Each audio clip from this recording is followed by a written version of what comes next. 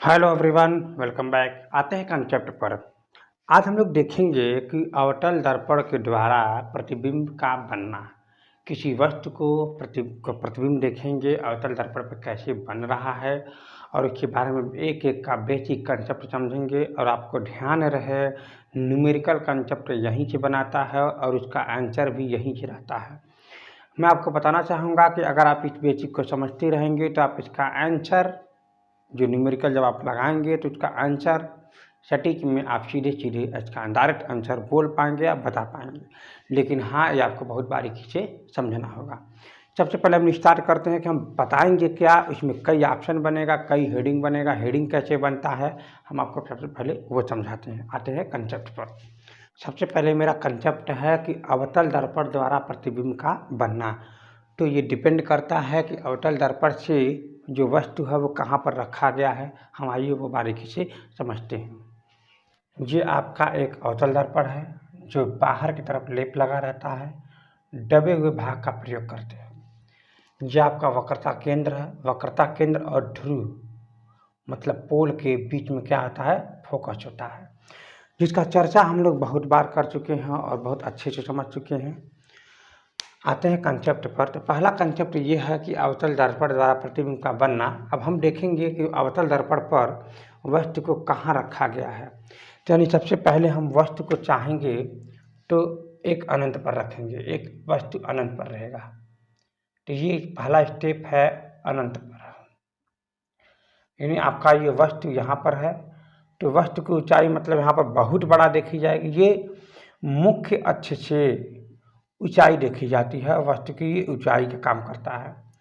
तो ये अनंत पर है पहली बात। तो इसकी पता नहीं, ये बहुत ज़्यादा आकार का है, बहुत बड़ा है, इसका कोई लिमिट नहीं होता है। तो ये पहला स्टेप में हम हेडिंग बनाएंगे।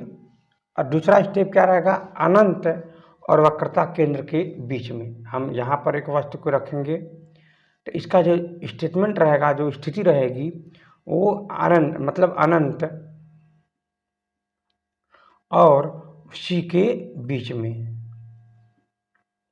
बस आपको ये समझना है कि ये वाला जो स्टेटमेंट है ये दूसरा है, पहला अनंत पर, दूसरा अनंत और वक्रता केंद्र के बीच में मतलब सी के बीच में यहाँ पर रखा गया है। तो तीसरा कंडीशन क्या रहेगा, एक वक्रता केंद्र पर रखते हैं, यानी कहाँ पर रखेंगे इसको हम, सी पर। अब फिर इसको क्या बोलेंगे हम लोग, तीसरा कंडीशन बोलेंगे। चौथा कंडीशन कहाँ रहेगा, केंद्र और फोकस के बीच में, यानी यहाँ पर क्या रहेगा, ये वाला चौथा कंडीशन रहेगा। और इसका बोलोगे क्या, केंद्र और फोकस के बीच में। अरे हाँ है ना, ये चौथा कंडीशन है। अब फिर अगला कंडीशन क्या रहेगा यहाँ पर, ये पांचवा फोकस कहाँ रहेगा, यहाँ पर ये फोकस, यानी कहाँ पर है ये, फोकस पर। ये आपका वस्तु है, क्या है, सब वस्तु है, ध्यान में रखिएगा। फिर क्या रहेगा, फोकस और ध्रुव के बीच में, ये कहाँ रहेगा, फोकस और पी के बीच में।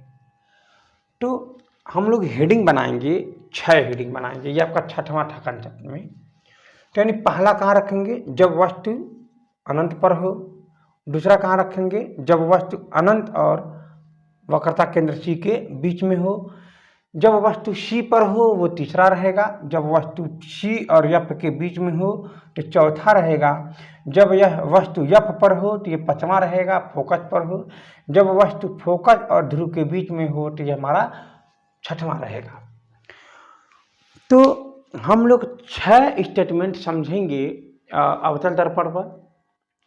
लेकिन सवाल ये उठता है कि क्या उत्तल दर्पण पर भी ऐसे ही स्टेटमेंट 6 स्टेटमेंट देखेंगे। ऐसा बिल्कुल नहीं है।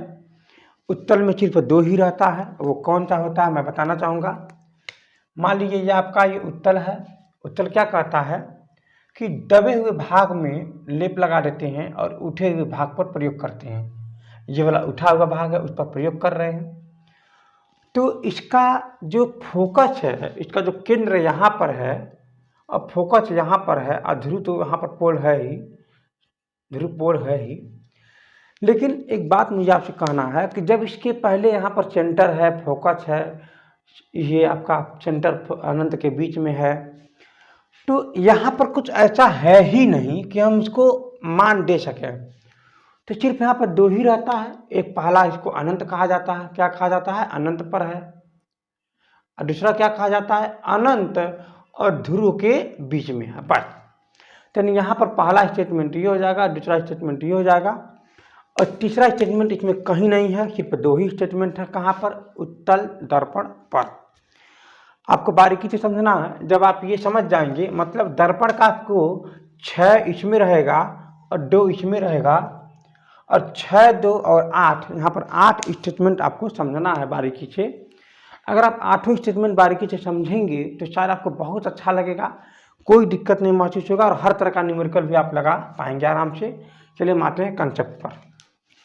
मेरा यहाँ पर फर्स्ट कंडीशन है, जब वस्तु अनंत पर हो तो हम यहाँ पर बनाने की कोशिश करते हैं। आप सभी लोग ध्यान दीजिएगा। यहाँ पर अनंत होगा तो अनंत से इस पर हम प्रतिबिंब बनाएंगे। ये आपका P है, या आपका C है, या आपका F है। तो अनंत से हम दो किरण लाएंगे। और आपको ये भी बात पता होनी चाहिए कि किसी वस्तु को देखने के लिए हमारी आंखों से 2 किरण प्रवाहित होती है, उस पर 2 किरण इसका माने रखता है। और आप लोग 2 किरण ही मेन होते हैं। तो यानी 2 किरण यहाँ से आएंगे, 2 किरण यहाँ से हम लेकर के आते हैं। और हमारा निर्भरता है कि हमने पढ़ा हुआ है कि जब वस्तु के मुख्य अक्ष के समांतर आता है तो फोकस होकर जाती है, पोल पर आती है तो उसी एंगल से चली जाती है, फोकस से आती है समांतर चली जाती है, केंद्र पे आती है तो उसी पर वापस चली जाती है। तो हम उम्मीद रख रहे हैं आप ये सब बातें आप समझ चुके होंगे। तो यही कंसेप्ट का हमको यूज करना है। 2 किरण हमको लेकर के आना है, सिर्फ 2 किरण। तो 2 किरण को हम ऐसा लेकर के आएंगे कि एक फोकस, एक केंद्र पर जाए और एक पोल पर जाए। बात को समझिएगा, एक फोकस पर मतलब इस पर जाए और एक पोल पर, एक केंद्र पर। तो चलिए तो हम यहाँ से बनाते हैं। यहाँ से आपका एक पोल पर ले जाते हैं, उतना ही कोड पे वापस चला आएगा। अब जब हम एक सेंटर पे लाते हैं तो आप देख रहे होंगे, अब फिर आने से ये आ रहा है, फिर ये चला जा रहा है, फिर जैसे ये आया तो उसी से वापस भी हो गया। तो अब देख रहे हैं जहाँ पे काट रहा है ना, वो फोकस से सीधाई में रहेगा। तो यानी यहाँ पर आप समझेंगे कि ये फोकस पे बना रहा है। जब वस्तु अनंत पर आता है ना, ये आपका वस्तु, यहाँ पर क्या रखा होगा? वस्तु। और ये क्या होता है? प्रतिबिंब। क्या होता है? प्रतिबिंब। तो प्रतिबिंब को समझने के लिए कुछ खास नहीं है, सिर्फ इतना ही समझना है कि परावर्तित होकर, दर्पण से परावर्तित होकर के फिर जहाँ पर वो दोनों काटते हैं और उन्हीं से हम मुख्य अक्ष से हम मिला देते हैं, तो वही हमारा क्या होता है? प्रतिबिंब होता है। यानी ये हमारा क्या होगा? प्रतिबिंब हो गया। अब आप देख रहे हैं प्रतिबिंब क्या है, मैं आपको पहले समझा देता हूँ यहाँ पर फिर से, कि यहाँ पर आपका अवतल दर्पण है। और अब देखिएगा, जब प्रतिबिंब ऊपर की तरफ रहता है तो हम बोलते हैं सीधा है। क्या है ये? सीधा है। जब प्रतिबिंब नीचे की तरफ रहता है तो बोलते हैं उल्टा है। ध्यान से समझिएगा। और जब प्रतिबिंब इसके इस पार रहता है, मतलब लेंस के इस पार रहता है तो बोलते हैं आभासी। और जब प्रतिबिंब इस पार रहता है तो बोलते हैं वास्तविक। क्या बोलते हैं? वास्तविक। तो यही कंसेप्ट है, आपको समझना होगा। ये वास्तविक में, ये रियलिटी में मिल रहा है, इसीलिए हम बोलेंगे वास्तविक है ये क्या बोलेंगे? वास्तविक है ये। तो हम यहाँ पर अब ये बात समझ गए होंगे कि वस्तु बहुत बड़ा है, क्योंकि अनंत से आ रहा है और हमको पता भी नहीं कि ऊंचाई कितनी है या इसकी साइज कितनी है। लेकिन इसका जो प्रतिबिंब बन रहा है वो बहुत छोटा बन रहा है। क्या बन रहा है? बहुत छोटा। तो हम यहाँ पर लिखते हैं प्रतिबिंब की स्थिति। क्या लिखते हैं?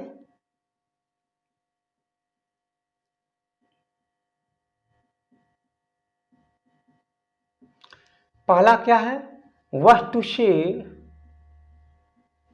बहुत छोटा। सच में वस्तु बहुत बड़ा था उधर, लेकिन ये बहुत छोटा बन रहा है। दूसरा क्या बन रहा है? ये उल्टा बन रहा है। क्या बन रहा है? उल्टा।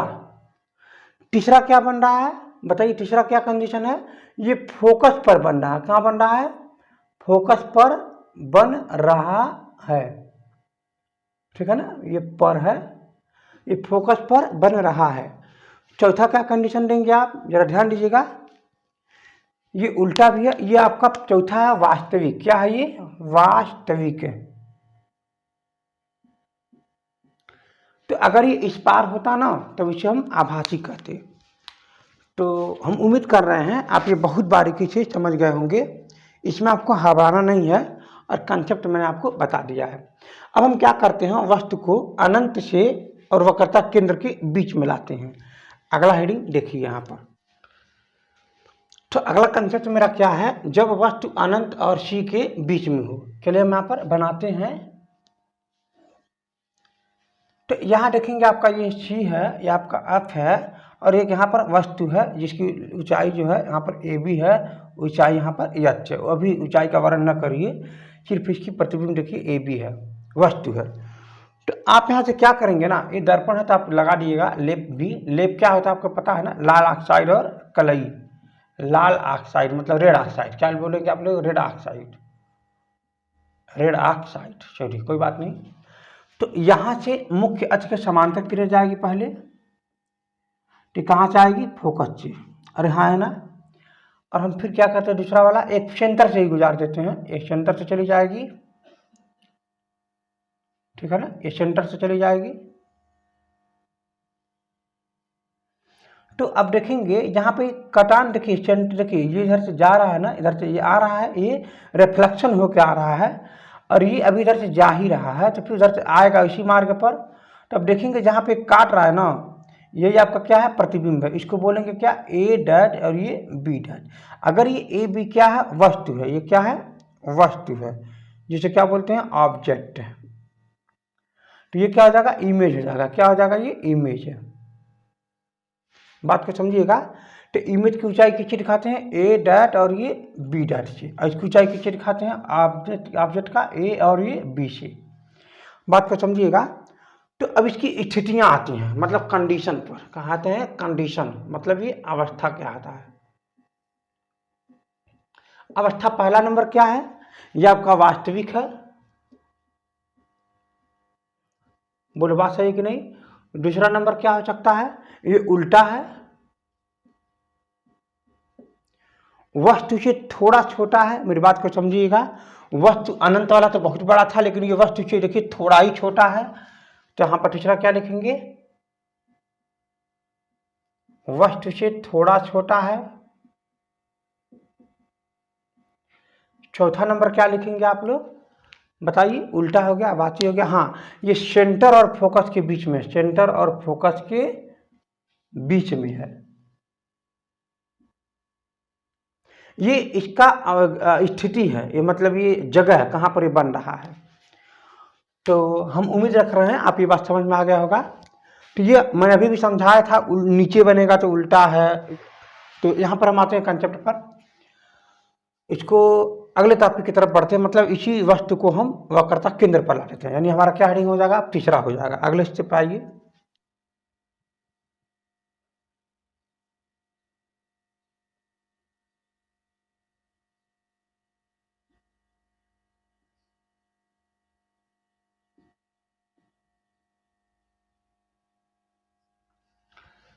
तो अगला कंसेप्ट मेरा क्या है, जब वस्तु वक्रता केंद्र मतलब सी पर हो।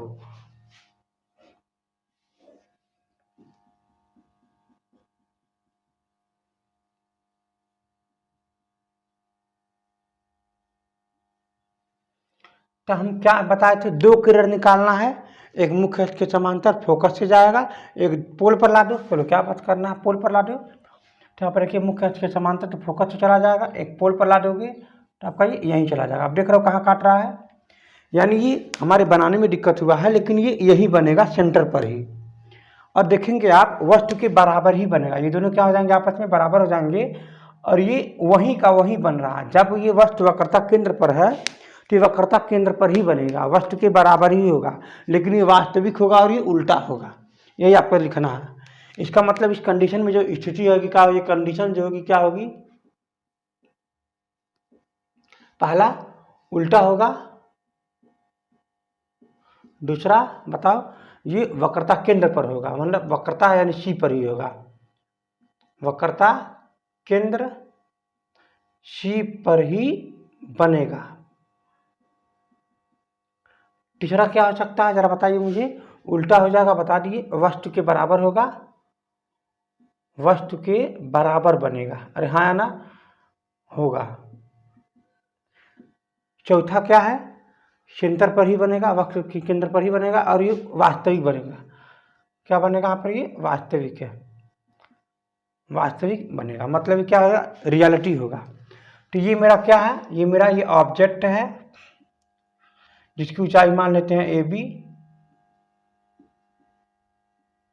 ये मेरा क्या है, इमेज है। आपको ये बातें पता होगी। इमेज को किससे दिखाते हैं, ए डॉट ये बी डॉट को। मैं उम्मीद करता हूँ आपको ये बातें समझ में आ गई होगी। आपको ये डायग्राम खुद बनाना है अच्छे से, अपने नोट कॉपी पर बनाते रहिएगा। मैंने आपको कंसेप्ट समझा दिया है। अब आते हैं अगले कंसेप्ट पर।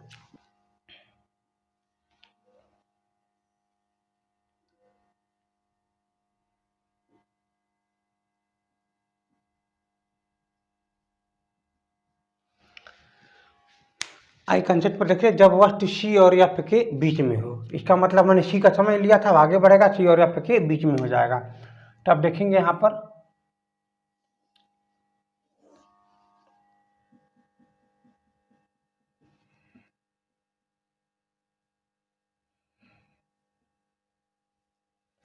सी और एफ के बीच में हो जाएगा, ए और ये बी। मेरा काम क्या है, मुख्य अक्ष के समांतर लाइए, अब फोकस से चेक कर दीजिए। फिर यहाँ पर आप देखेंगे पोल पर ला देंगे, पोल मतलब पी पर, उसी इतना ही एंगल से आप इसे पीछे कर देंगे। तब देखेंगे क्या, सॉरी,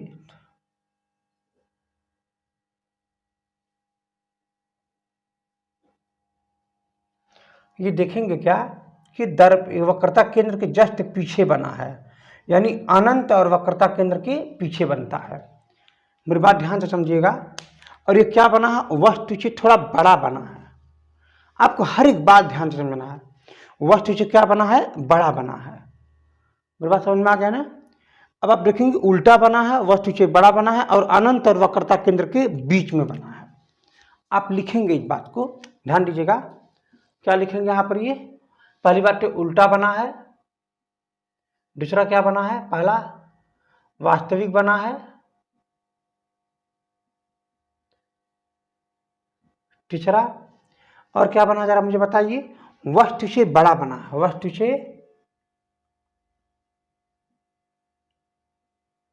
बड़ा बना है। चौथा कहाँ बना है, अनंत और सेंटर मतलब सी के बीच में, मतलब अनंत और सी के बीच में बना है। बात समझ में आ गया ना, यानी ये अनंत हो गया और ये वाला सी के बीच में बना है। तो इसकी ऊंचाई किससे दिखाएंगे आप, ए डॉट और ये बी डॉट। ये क्या हमारा इमेज है, इमेज के ऊंचाई किससे दिखाते हैं, ए डॉट बी डॉट से। ये क्या हो जाएगा, ऑब्जेक्ट हो जाएगा, क्या हो जाएगा, ऑब्जेक्ट। इसे किससे दिखाते हैं, ए बी से। अरे हाँ है ना, ये बात आप कंसेप्ट समझ रहे होंगे। अब हम आते हैं, इसे हम फोकस पे उठा कर रख देते हैं। कहाँ पर रख देते हैं, फोकस पे उठा कर रख देते हैं। आइए कंसेप्ट को समझते हैं।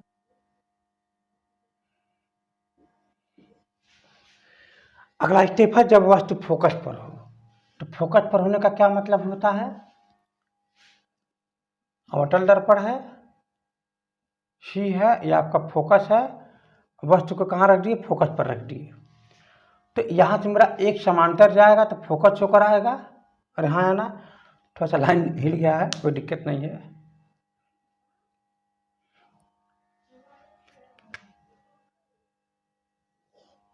और दूसरा पोल पे ले जाएंगे तो आपका ये इधर चला जाएगा। अब देखेंगे ये अनंत पर काटेगा, कहाँ काटेगा, ये अनंत पर। ये स्थिति कहाँ पर है, अनंत पर है। और वस्तु देखिए छोटा, मगर ये कितना बहुत बड़ा है, बहुत क्या बड़ा है, ये आपको समझना है। तो इसका मतलब क्या है, इसकी स्थिति क्या लिखेंगे आप लोग, जरा ध्यान दीजिएगा। ये आपका क्या हो जाएगा, ए डॉट और ये बी डॉट, और ये क्या हो जाएगा, ए और ये बी हो जाएगा, यानी ये क्या हो जाएगा, ऑब्जेक्ट हो जाएगा। इसे किससे दिखाते हैं, ए और बी से। ये क्या हो जाएगा, इमेज हो जाएगा, ए डॉट ये बी डॉट हो जाएगा। अरे हाँ है ना। तो वैसे कंडीशन में आप यहाँ पर क्या लिखेंगे, इसकी स्थितियाँ, पहले नंबर उल्टा होगा,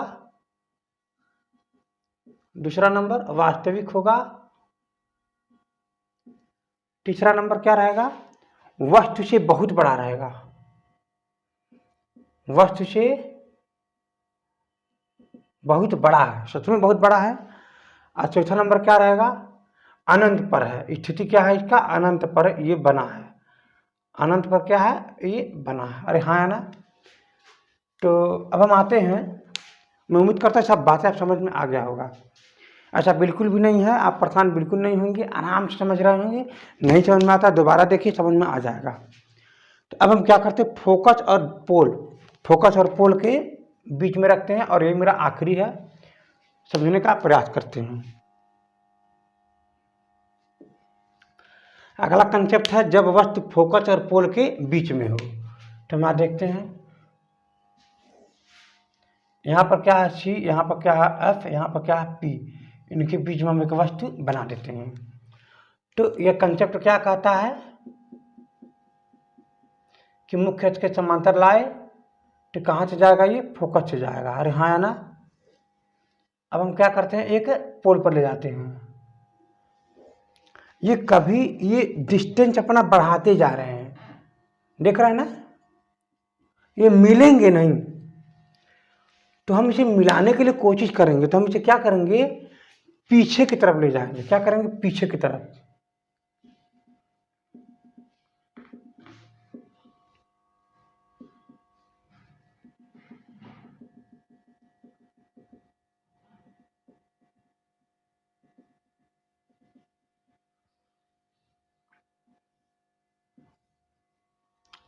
देखिए, तो ये दिख रहा है ना, दर्पण के इस पार आने की वजह से ये आभासी माना जाएगा। क्या माना जाएगा, आभासी। और क्या है, ये सीधा है, ये लेंस के ऊपर है ना, इसलिए इसे क्या माना जाएगा, सीधा है ये। और कहाँ है ये, इसकी स्थिति दर्पण के पीछे है। कहाँ है ये, दर्पण के पीछे है। तो हम इसका चारों स्थितियां यहाँ पर लिखता हूं। पहला क्या है, सीधा है।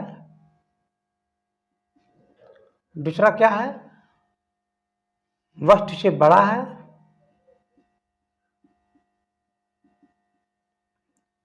तीसरा क्या है, दर्पण के पीछे है।